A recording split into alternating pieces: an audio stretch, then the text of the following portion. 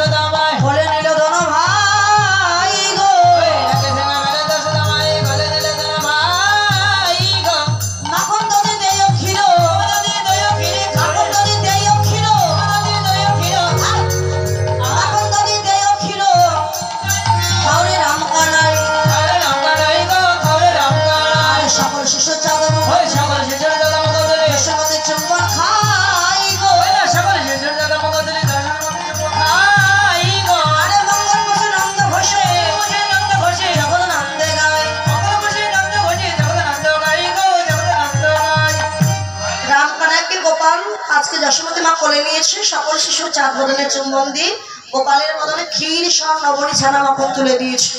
গোপালের বদনে চুম্বন দিয়েছে আজ মায়ের কোলে গোপাল রইল